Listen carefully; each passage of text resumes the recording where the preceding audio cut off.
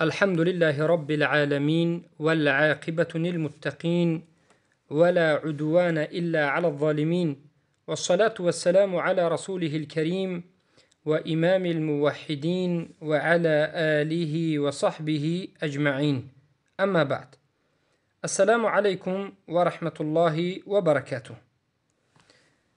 بإذن الله سبحانه وتعالى این درسی 31 از شرح کتاب اصل السنه و اعتقاد الدین است و ان شاء الله سبحانه و تعالی در این حلقه باقی مانده از مسائل شفاعت را به شما بیان خواهیم کرد. موضوع امروزه این است که نمودهای شفاعت. از نظری شفاعت کننده ها شفاعت به دو قسم تقسیم می شود. دو نمود دارد از نظر شفاعت کننده ها. یعنی ما وقتی که می گوییم که کیها شفاعت می کنند، انا همین شفاعت کننده ها به دو قسم تقسیم می شوند، دو نمود دارند. نمود اول، قسم اول، این رسول الله صلی الله علیه و سلم هستند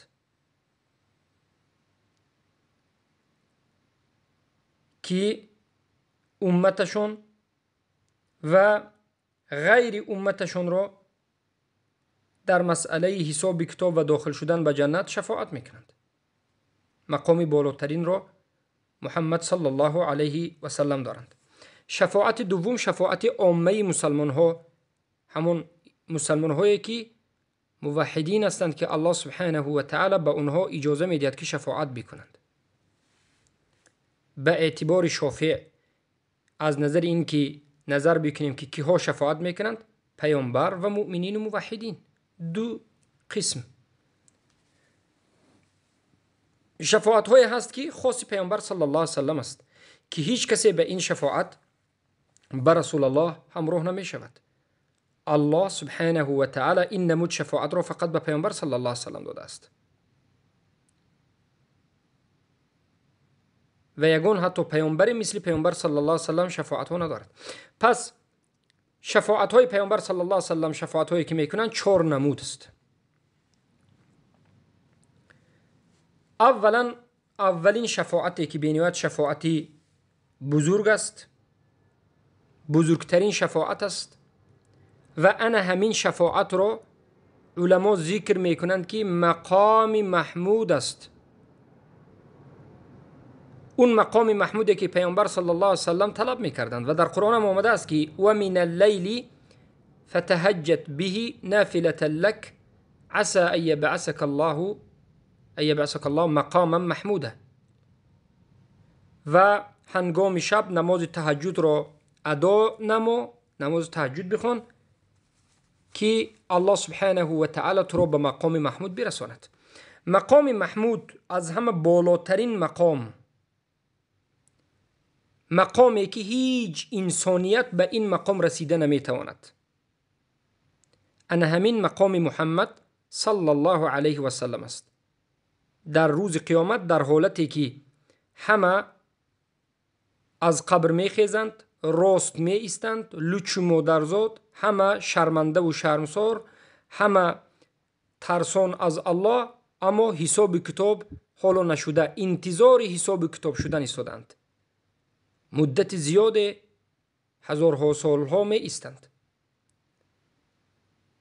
تا این درجه که از بدن انسان ها عرق می چکد و حتی عرق های انسان ها را مثل دریاها شده غرق هم می کند، به خاطر اینکه انسان ها زیاد هستند و این هم به قدرت الله سبحانه و تعالی. این روزی بیند سنگین و وزنین. سبحان الله، پیامبر صلی الله علیه و سلم در همین روز شفاعت می کنند، در روزی که هیچ کس حق ندارد که سخن بکند و شفاعت بکند. الله به محمد صلی الله علیه و سلم یگانه انسان اجازه می دهد که شفاعت کنند عرب را و عجم را، انسان ها را و جن ها را و مؤمن ها را و کافر ها را، از امتشون و از غیر امتشون. به خاطر چگونه شفاعت میکنند که ای الله سبحانه و تعالی قضاوت کردن بین انسان ها رو شروع بکن. یعنی شروع شدنی قضاوت، شروع شدنی حساب کتاب رو پیامبر صلی الله علیه و سلم میطلبند، زیرا که روزی بیند وزنین است. سبحان الله. حتی تمام پیامبران صلی الله علیه و سلم به نزد پیامبرمون میروند. حتی پیامبر صلی الله علیه و سلم در همین حالت شفاعتشون عموم است، به پیامبران هم شامل است. حتی پیامبر صلی الله علیه و سلم میگن، خیلی که ما مسلم روایت میکنن با رقم 820 از حدیث ابی بن کعب، قال النبي صلی الله علیه و سلم یرغب الی الخلق كلهم حتی ابراهیم. همه خلق به نزد من می آیند و از من طلب می کنند که اونها را در فیصله گذاشتن، در قضاوت کردن الله شفاعت بکنم، حتی ابراهیم علیه السلام. در این مسئله البته حدیثی صحیح آمده است. بارک الله فیکم. حدیث سه امام بخاری و مسلم روایت می کنند، متفق علیه است، از حدیث ابو هریره رضی الله عنه، یکی از حدیث درسترین است. حدیث شفاعت یکی از حدیث درسترین بخاری و مسلم که پیامبر صلی الله علیه و سلم میگویند، بارک الله فیکم، أتي رسول الله صلى الله عليه وسلم يوما بلحم فرفع إليه الذراع وكانت تعجبه فنهس منها نهسة فقال أنا سيد الناس يوم القيامة وهل تدرون بما ذاك؟ يجمع الله يوم القيامة الأولين والآخرين في سعيد واحد فيسمعهم الداعي وينفذهم البصر وتدنو الشمس فيبلغ الناس من الغم والكرب ما لا يطيقون وما لا يحتملون فيقول بعض الناس لبعض ألا ترون ما أنتم فيه؟ ألا ترون ما قد بلغكم؟ ألا تنظرون من يشفع لكم إلى ربكم؟ فيقول بعض الناس لبعض ائتوا آدم فيأتون آدم فيقولون يا آدم أنت أبو البشر خلقك الله بيده ونفخ فيك من روحه وأمر الملائكة فسجدوا لك فاشفع لنا إلى ربك ألا ترى ما نحن فيه؟ ألا ترى ما قد بلغنا؟ فيقول آدم إن ربي غضب اليوم غضبا لم يغضب قبله مثله ولن يغضب بعده مثله وإنه نهاني عن الشجرة فعصيته نفسي فعصيته نفسي اذهبوا إلى غيري اذهبوا إلى نوح. یک روز به پیامبر صلی الله علیه و سلم یک گوشت آورده شد و همین بندی دستی گوشت، یک از همین چاروا بندی دستش رو به پیامبر داده شد، زیرا که پیامبر صلی الله علیه و سلم از همون قسمتی گوشت حیوان بندی دستش را، ذراع را دوست داشتند. و یک لقمه از همین گرفتند و بعد از این گفتند من بهترین و سیدی مردم در روز قیامت هستم، یعنی من از همه بهترین انسان، سیدی همه انسان ها در روز قیامت هستم. و پیامبر صلی الله علیه و سلم به صحابگان سوال کردند که آیا میدونید که برای چی؟ و خودشون جواب دادند و گفتند که الله سبحانه و تعالی در روز قیامت اولین و آخرین را در یک زمین جمع می کند. اولین و آخرین یعنی از آدم علیه السلام تا آخرین کودکی که در این دنیا تولد شده است، پیش از قیامت همه این انسان ها را الله در یک مکان جمع می کند. فیسمعهم الداعی و ینفذهم البصر و تدنو الشمس. سبحان الله.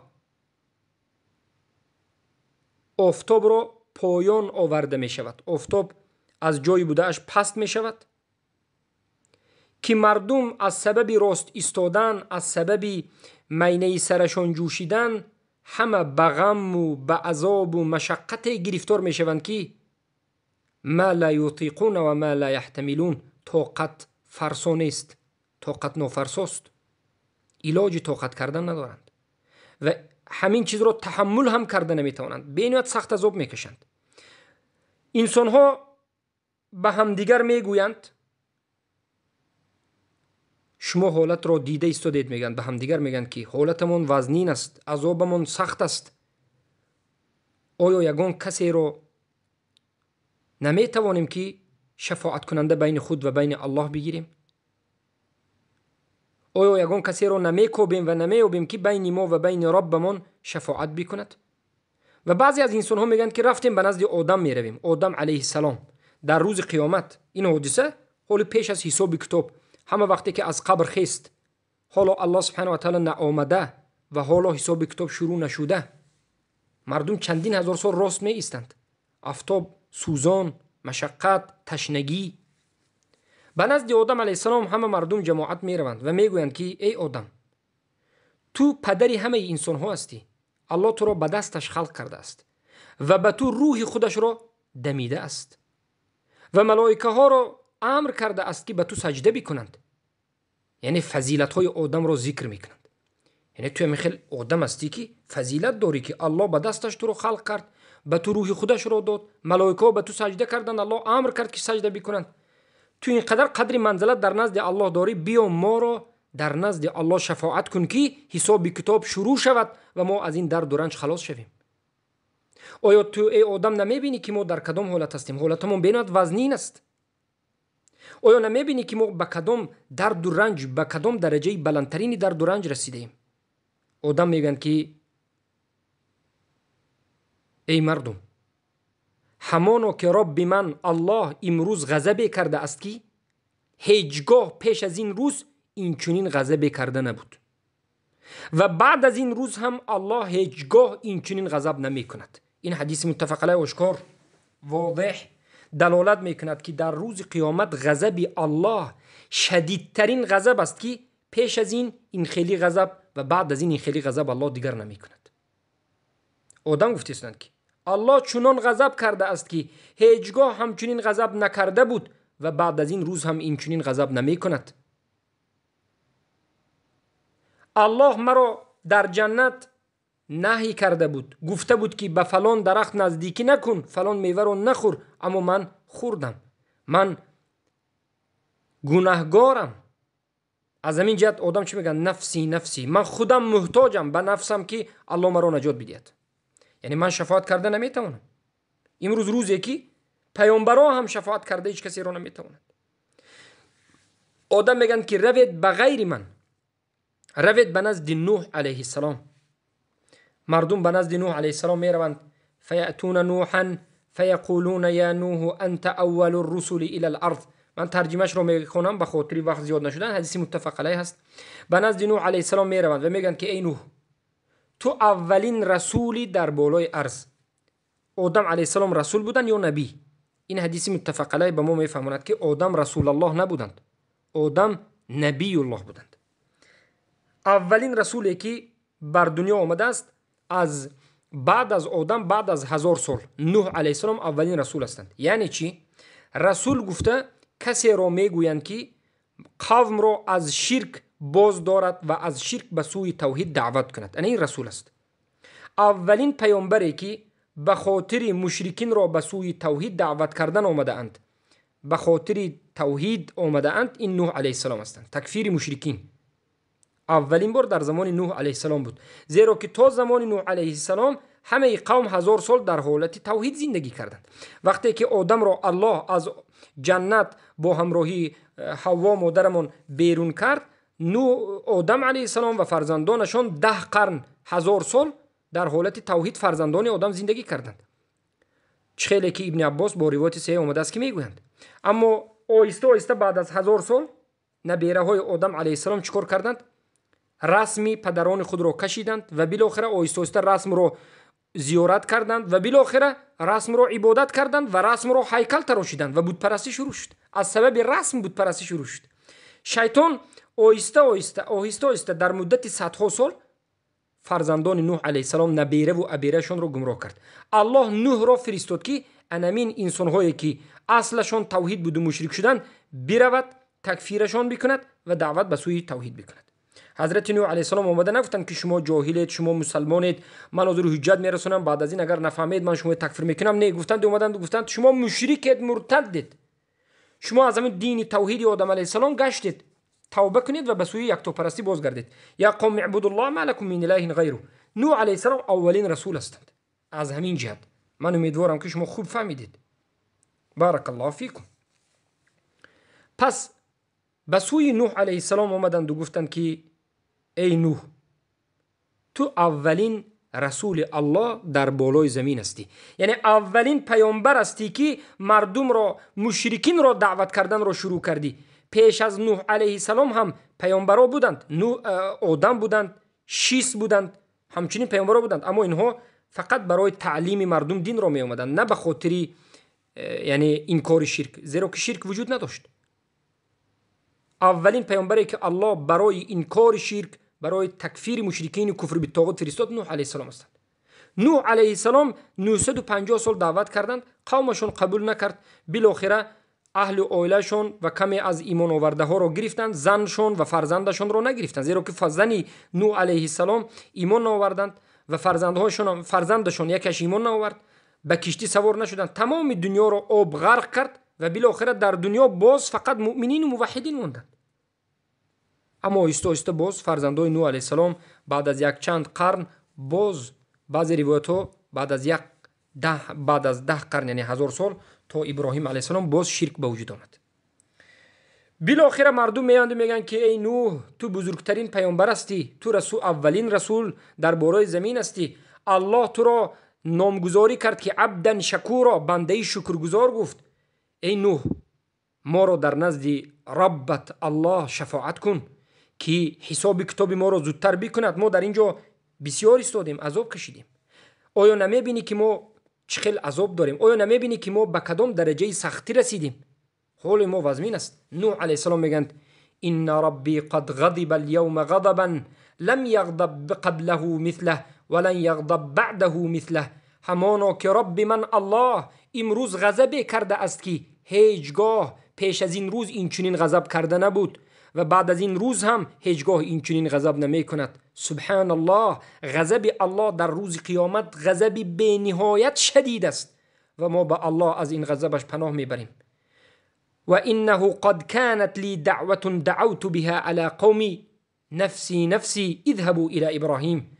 من یک دعوتی مستجاب داشتم و همین دعوت مستجابم را تمام کردم در حق قومم. من بجز امروز نفس خودم هیچ کاری کرده نمیتوانم و نفسم گفتند بروید به نزد ابراهیم، گفتند علیه السلام. به نزد ابراهیم علیه السلام جماعت آمدند و گفتند انت نبی الله و خلیله من اهل الارض اشفع لنا الى ربک. ای ابراهیم، تو خلیل الله هستی. خلیل الله یعنی این از همه دوست داشته ترین بنده الله هستی در روی زمین. همچنین بودی، الله تو را اختیار کرد، خلیل، دوست نزدیکترین خود کرد. ما را در نزد الله ربت که تو را دوست دارد شفاعت بکن. آیا نمیبینی که ما چقدر عذاب میکشیم؟ آیا نمیبینی که ما چندین سالها اینجا ایستادیم و ما در حالت سختی هستیم؟ ابراهیم علیه السلام میگویند که ان ربی قد غضب اليوم غضبا لم یغضب قبله مثله ولن یغضب بعده مثله و ذکر کذباته نفسی نفسی اذهبوا الى غیری اذهبوا الى موسی. ابراهیم هم عیناً همچنین جواب را دادند که الله تا امروز این چنین غضب کرده نبود و بعد از این روز هم این چنین غضب نمی کند. غضب الله امروز سخت است. من از الله می ترسم. من کمبودی دارم. من بعضی از دروغی کوچک‌های را به خاطر نجاتم گفته بودم. البته شما فکر نکنید که ابراهیم علیه السلام دروغ گفتند. از سبب جهل بعضی فکر میکنند که ابراهیم علیه السلام دروغگو بودند. نه والله. ابراهیم علیه السلام را یکی از قصه‌شون همین است که وقتی که یک پادشاه مصر، یک پادشاهی که ظالم بود و یک پادشاهی که از دین بیخبر بود و یعنی زنی مردم را به خودش کشیده میگرفت، وقتی که ابراهیم علیه السلام در همون راهی همون مصر میگذشتند، با زنشون دعوت کرد و گفت این زنی تو است یا نیست؟ اگر زنی من است میگفتن میگرفت. از همین جا گفتن این خواهرم است. خواهری یعنی من بابی مسلمانی. این اصلا دروغ حساب نمیشد از نظر شرع، لیکن همین هم میگفتن یک عیبی من است.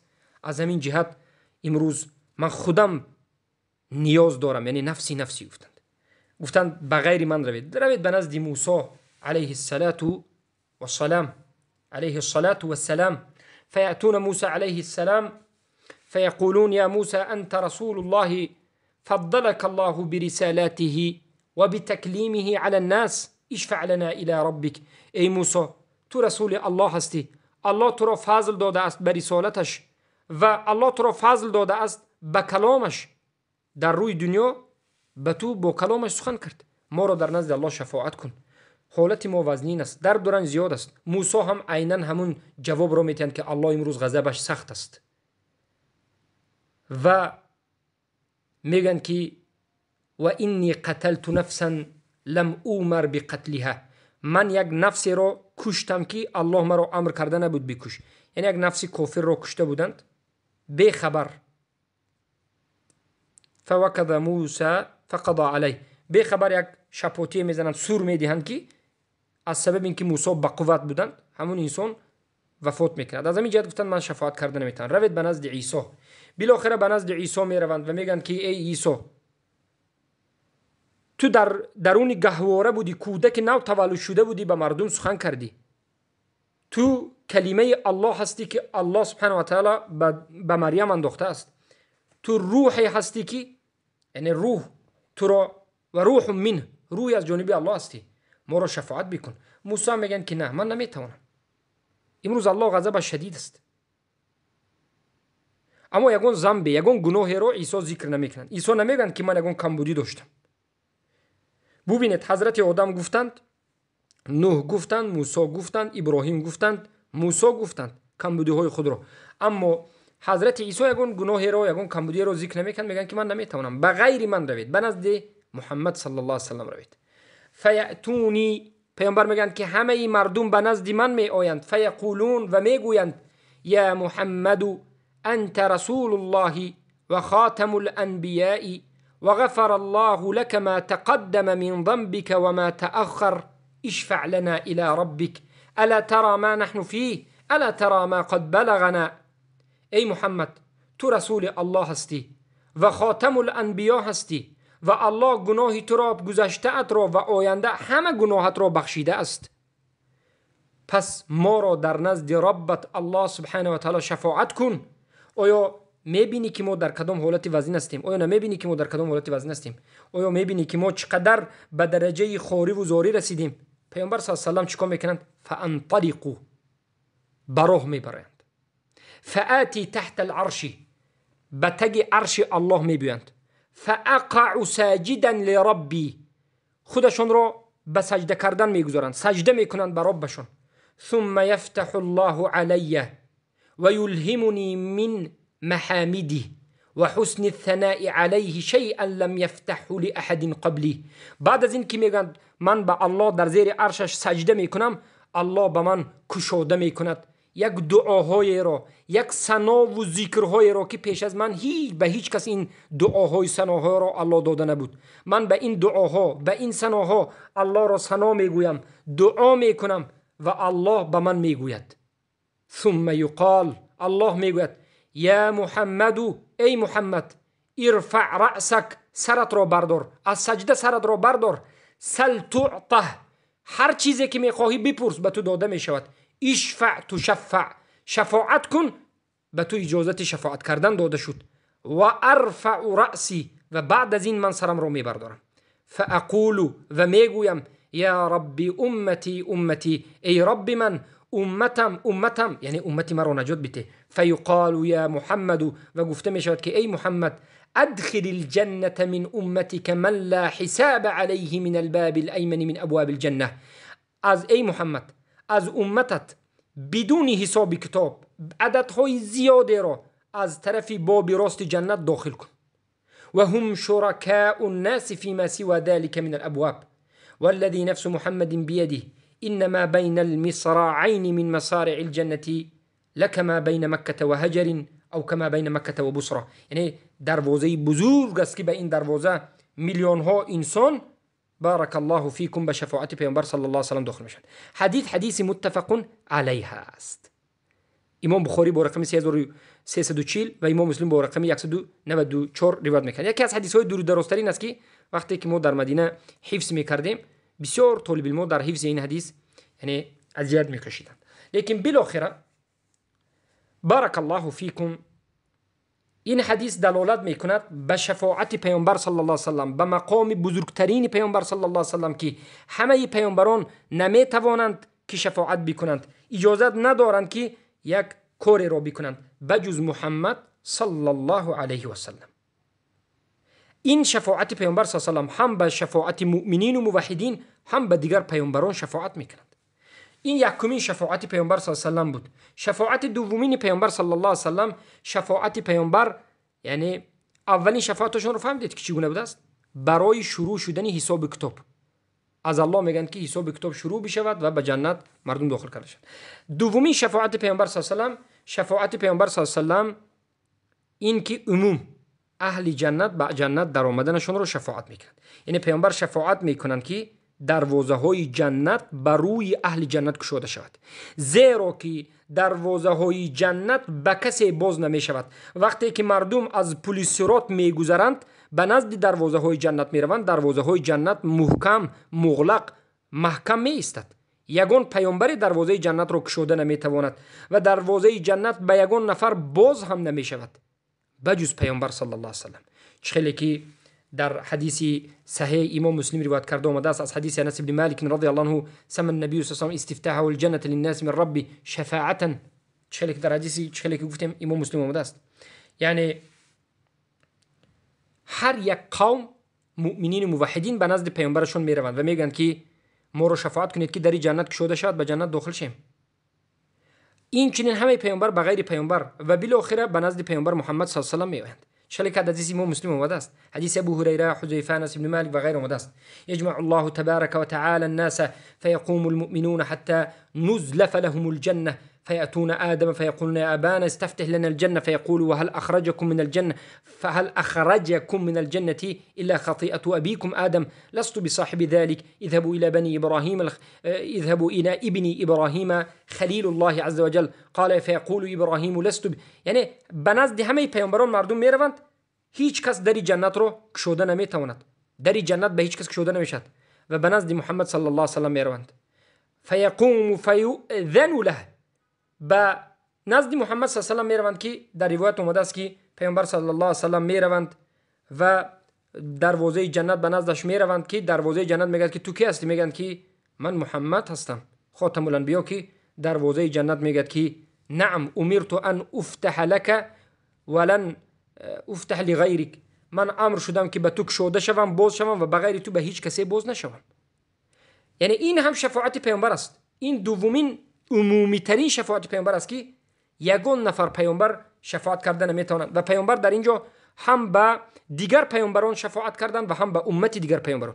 اینجا دو نمود عمومی ترین شفاعت پیامبر که این خاص ترین شفاعت پیامبر است و هیچ کس این درجه پیامبر صلی الله علیه و سلم رو ندارد. اولین شفاعتشون که یگان نفر کردن نمیتواند به شروع شدن حساب کتاب، دومین شفاعتشون به داخل شدن به جنت. این دو شفاعت پیامبر به غیر خودشون به دیگر پیامبران هست، یعنی دیگر پیامبران هم شفاعت میکنند. سومین شفاعت پیامبر صلی الله علیه و سلم شفاعت پیامبر صلی الله علیه و سلم در حق همون کسایی که به آتش دوزخ از اهل توحید گناهگارا از اهل توحید داخل شدند. پیامبر شفاعت میکنند که آدمهای موحدی که به سبب گناه به دوزخ در آمدند آنها را الله ببخشد و به بیرون برآیند.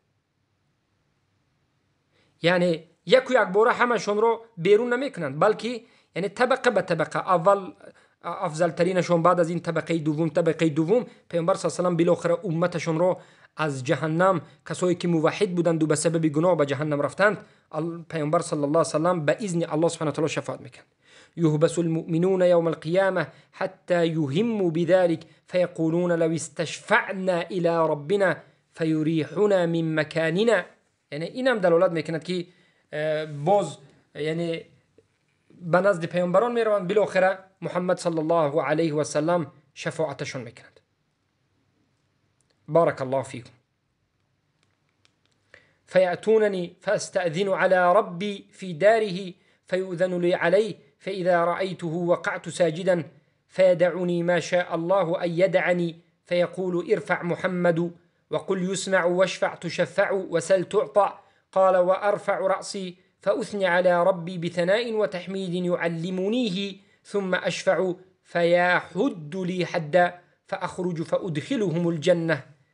بارك الله فيكم. یعنی از نار جهنم انسان‌های موحدین را بیرون میکنند، کسایی که گناهکار بودند.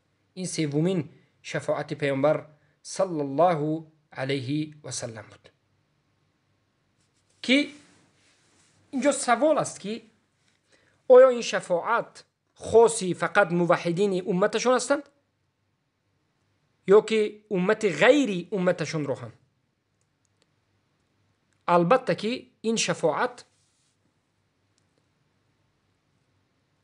هم به موحدینی که به امت محمد صلی الله علیه و سلم تعلق دارد و هم به موحدینی که از غیر امت محمد صلی الله علیه و سلم تعلق دارد. یعنی پیامبر صلی الله علیه و سلم سومین نمود شفاعتشون همین است که از دوزخ آدم‌های موحدینی که از امتشون یا از غیر امتشون است چی میکنند؟ شفاعت میکنند، هم امتشون و هم غیر امتشون. این سه نمود شفاعت نمودهای شفاعت خاصی پیامبر صلی الله علیه و سلم است. هیچ کسی این سه نمود شفاعت را انجام داده نمیتواند و انمین سه نمود شفاعت را مقام محمود میگویند که الله خاص به پیامبر صلی الله علیه و سلم داده. بالاترین مرتبه عسى ان يبعثك ربك مقام محمودا. عسى ان يبعثك ربك مقاما محمودا. بارك الله فيكم. کلمه عسى في القرآن به معنای واجبه میآید، چه که در کتاب احکام القرآن امام شاه تفسیر ابن جریر و در المنصور ذکر شده است، در تفسیر ابن کثیر هم. یعنی واجب است که نماز تهجد رو بخوان، بعد از این به تو یعنی الله سبحانه و تعالی حتما مقام محمود رو میدهد. مقام محمود رو پیامبر چی گفتن؟ هی شفاعه، این شفاعت است گفتند. برای چی مقام محمود؟ برای اینکه همه مردم پیامبر صلی الله علیه و سلم رو حمد و ثنا میگوید، پیامبر صلی الله علیه و سلم رو شکرگزار میگوید. همه مردم میفهمند که پیامبر بزرگترین انسانند، سید ولد آدمند، بهترین و افضلترین انسانند، خلیل الله اند. همه به پیامبر تشکر میکنند. شما بگیم کمی فکر بکنید که چگونه مقام بزرگ. بارک الله فیکم. پس اکنون فهمیدید که این سه شفاعت شفاعتی خاص پیامبر صلی الله علیه و سلم است. شفاعت چهارم شفاعت محمد صلی الله علیه و سلم به یکی از کافرها، عمکشون ابو طالب. چگونه شفاعت میکنن؟ اولا ما اصل داریم که یگان نفر از کافر شفاعت شده به جنت نمی رود. نه مشرک، نه کافر، نه مرتد، هیچ کس شفاعت کرده نمیتواند. فرزندش هم، پیامبر هم، هیچ کسی، اولیاء هم. کافر مشرک جاش ابدالآباد جهنم است. اما خاص در حق ابو طالب شفاعت را الله سبحانه و تعالی به پیامبر داده است که این عذاب ابو طالب را کمتر کردن است. اصل چه خیلی که گفتیم الله سبحانه و تعالی قبول نمیکنه شفاعت کردن کافر را از هیچ کسی، زیرا که الله از کافرین راضی نیست.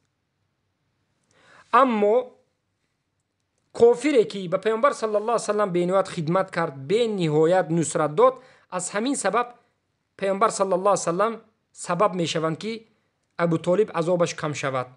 عذابش چرا کم شود؟ به خاطر اینکه پیامبر صلی الله علیه و سلم را نصرت داده بود. عذابش کم میشود. عذابش را علما روایت میکنند که یک پای افضالی پوشانیده میشود که سرش همیشه در جوش است. بارک الله فیکم. این است یک شفاعت پیامبر صلی الله علیه و سلم. چه که در حدیثی البته صحیح آمده است، امام بخاری و مسلم روایت میکنند، یعنی حدیث متفق علیه است، ان العباس قال، عباس اما که پیامبر صلی الله علیه و سلم میگویند به کی؟ به پیامبر که یا رسول الله، ای رسول الله، ان عمك ابا طالب كان يحوطك وينصرك هل نفعته بشيء؟ ای رسول الله، عمویت، عمکت ابو طالب تو را حمایت میکرد و تو را نصرت میداد. آیا تو او را یگان چیز فایده دادی یا میتوانی فایده بدی؟ رسول الله گفتند نعم، بله. هو فی ضحضاح من النار ولولا انا لکان فی الدرک الاسفل من النار. میگن که بله، من به او کمک، فایده من میرسد و فایده من رسید. فایده من این است که او در یک عذابی سبوک است. اگر من نمی بودم او در پایانترین، چقورترین از چقوریهای جهنم میشد و همین سبب شد که عذابش کم شد، که به من نصرت داد و من عذاب او را شفاعت کردم کم بشد. انا همین است. اما آیا دیگر کافرها شفاعت میشوند یا نمیشوند؟ البته بعضی از صحابه ها بمانند اکرمه و بمانند ابن عباس و غیره گفتند که این شفاعت در حق کافرین عموم است، لیکن قول والله اعلم قول ضعیف است. ابن ابی حاتم هم ذکر کردن، لیکن قول ضعیف است، زیرا که ما آیت داریم که هر کسی که شرک کند عملش حبطه میشد. و من یرتد منکم عن دینی فیموت و هو کافر فاولئک حبطت اعماله. یعنی هر کسی که کافر وفات میکرد عملش حبطه است و در روز قیامت الله سبحانه و تعالی هیچ کافری رو شفاعت کردن رو اجازه نمیدهد. قولی صحیح همین است که یگانه کسی که از کافرها شفاعت می شود این ابو طالب است که پیامبر صلی الله علیه و سلم فقط عذابش رو کم میکنند. ابو طالب کافر وفات کرد و ابوالعباد در جهنم است. بارک الله فیکم. انا این است که مسئله به شما روشن است. اما شفاعت پیامبر رو فهمیدید. شفاعت پیامبر رو فهمیدید که همین نمود شفاعت های پیامبر است. پیامبر صلی الله علیه و سلم باز شفاعت میکنند کسایی که بارک الله فیکم از امتشون هستند، اهل طاعت هستند، در ترازو یعنی گناهشون وزنی میکند و پیش از داخل دوزخ شدن شفاعت پیامبر صلی الله علیه و سلم اونها را به جنت میبرد. این هم ثابت است در حدیث سعدی قال المدینه خیر لهم لو كانوا يعلمون، در دوام حدیث آمده است و این یک نمود اول شفاعت بود. ما گفتیم از نظر شفاعت کننده شفاعت به دو قسم تقسیم میشد. اولین شفاعت پیامبر است. شفاعت پیامبر رو شما فهمیدید که به خاطر شروع شدن شفاعت یکمشون این شفاعت بوده است تا که حساب کتاب شروع شود، شفاعتی به داخل شوی جنت، شفاعتی موحدین رو خارج کردن، شفاعتی مکشون و شفاعتی مؤمنین و موحدین رو که پیش از داخل شدن به عذاب به جنت میبرن. و این شفاعت پیامبر بود. شفاعت کننده و شفاعت مؤمنین و موحدین هم دیگر رو، این رو شفاعی عامه میگند. شفاعی عامه، هر یک مؤمن جایز است که هر یک مؤمنی که الله از او راضی شده باشد و الله به او اجازت بدهد که شفاعت بکند، یک کسی رو جایز است که شفاعت بکند. یعنی از هر یک مؤمن شفاعت به وقوع پیوستنش ممکن است اگر الله راضی شود و اگر الله از همون شفاعت شونده هم راضی شود و اجازت بدهد. همین سه شرطی که در حلقه گذشته گفتیم، الله راضی شود از شفاعت کننده، الله راضی شود از شفاعت شونده و الله اجازت بدهد به شفاعت کننده من به تو اجازه دادم که فلان انسان را شفاعت بکنی. شفاعت می شود. در حدیث صحیح اومده است. بارک الله فیکم. البته اصل شفاعت همین است که آدمی که درجهش بالا هست، آدمی که درجهش پایین است، همین رو شفاعت میکند. درجه‌ای که پایین دارد، درجه پایین دارد و به جنت رفتن نمیتواند یا گناه زیاد است، همین رو شفاعت میکند. یا که از حتی شفاعت میکند آدم‌های شناس و مؤمنین موحدینش که در درون جهنم است، همین رو شفاعت کرده به جنت میبرد. پیامبر صلی الله علیه و سلم که از اول آدم تا خاتم از همه قوی ترین ایمان رو داشتن، شفاعتی بزرگ رو دارند. هر کسی که ایمانش قوی است و موحد است، او بسیار انسان رو شفاعت میکند. حتی یک انسان یک قبیله رو شفاعت میکند، یک انسان یک جماعت بزرگی رو شفاعت میکند. خیلی که در حدیث اومده است. بله، حدیث هم اومده است، روایت اومده است که مثلا شهید 70 نفر رو از اهل خانواده اش رو شفاعت میکند. یک شهیدی که در راه الله وفات کرده است، 70 نفر از اهل خانواده اش رو، پدر، مادر، خواهر، برادر، فرزند، زن، همه اینها رو شفاعت میکند. اما اگر آنها موحد باشند، یعنی اگر اهل خانواده موحد باشند، گناه داشته باشند، مستحق عذاب باشند، یک شهید 70 نفر رو شفاعت میکند. بعضی ها یک قبیله را شفاعت میکند، یک جماعت بزرگی را شفاعت میکند. خیلی که در حدیث صحیح آمده است. هم دیگر رو شفاعت میکند بجز پیامبر رو هیچ کسی شفاعت نمیکند. دیگه پیامبران رو پیامبر در دو حالت شفاعت میکند. خیلی که ما در بالا حدیث گفتیم. اما دیگر پیامبران رو انسان‌های عادی شفاعت نمیکنند، اما یگانه پیامبر ما دیگر پیامبران رو شفاعت میکنند. پیامبر ما رو هیچ کسی شفاعت نمیکند. اما باقی مانده مؤمنین و موحدین البته از جانب رسول الله شفاعت میشوند و دیگرها رو شفاعت میکنند.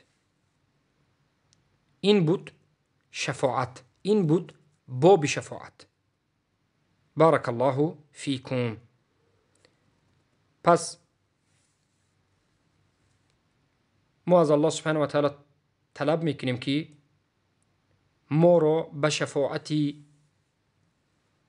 پیامبرش محمد صلی الله علیه و سلم و به شفاعت کننده هایی که الله خودش اجازت میتید نصیب بکند، موفق گرداند. ببینید شفاعت طلب کردن چگونه می شود.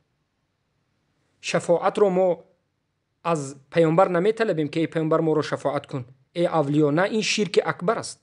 ما شفاعت رو از الله می طلبیم. چگونه؟ میگیم ای الله، شفاعت از آن تو است، شفاعت خاص تو است، هیچ کسی به تو شریک نیست. ای الله، در روز قیامت ما را به شفاعت پیامبرمون محمد صلی الله علیه و سلم نصیب کن، موفق کن که به جمله شفاعت شوندگان واقع بشویم. معروف است که الله از پیامبر صلی الله علیه و سلم راضی می شود و به پیامبر اجازه شفاعت میدهد و از الله ما میطلبیم که ما را از جمله شفاعت شوندگان گرداند. الله از ما راضی شود و پیامبر اجازت بدهد که پیامبر ما را شفاعت کنند، زیرا پیامبر هم از پیش خودشون شفاعت نمی کنند. انا همچنین دعا را بکنید ای رسول الله من شفاعت می طلبم. گفتن این شرک اکبر است.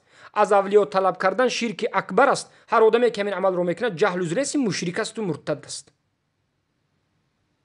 شفاعت رو از الله طلبید، شب و روز طلبید. ای الله مرا موفق به شفاعت رسول الله بکن. ای الله شفاعت رسول الله رو به من نصیب بکن. یگانه از الله سبحانه و تعالی. این بود مختصری مسئله شفاعت و ما به این همه شفاعت هایی که ذکر شد ایمان داریم. ما شفاعت رو انکار نمی کنیم. انکار کننده های شفاعت کی ها هستند؟ انکار کننده شفاعت باز همون معتزله ها و خوارج ها هستند. خوارج ها شفاعت رو انکار میکنند. معتزله هایی که عقیده خوارجی دارند شفاعت رو انکار میکنند. به خاطر چی؟ به خاطر اینکه اینها میگند در روز قیامت انسان ها دو نمود هستند، یا موحدین و مؤمنین یا کافر و مشرکین. در بین آدم های موحد و گناهگار نیست. میگند آن انسان هایی که ما موحد و گناهگار میگوییم در نزد خوارج ها کافر است، اونها شفاعت نمیشود، خالد مخلدن فی النار است. در نزد خوارج ها خالد مخلدن فی النار است. از همین جهت خوارج ها شفاعت را انکار میکنند. معتزله ها شفاعت پیامبر را و شفاعت مؤمنین را و شفاعت شهدا را و شفاعت دیگران را انکار میکنند. پس شفاعت وجود دارد. یک شهید پدر و مادر و اهل عائلش رو 70 کس رو شفاعت میکند. اگر اونها موحد باشند، هم تو آدمای کافر و اهل خانواده‌اش رو هیچ کس هم شفاعت نمیکند. موحدین باشند، مسلمین باشند و هم ضعیف باشند. یک حافظ قرآنی که موحد است پدر و مادرش رو شفاعت میکند.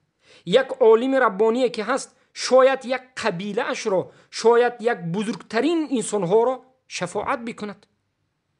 یک آدم می شود که یک قبیله موحدش رو که همه موحد بودند و گناهگار بودند ضعیف بودند شفاعت بکند.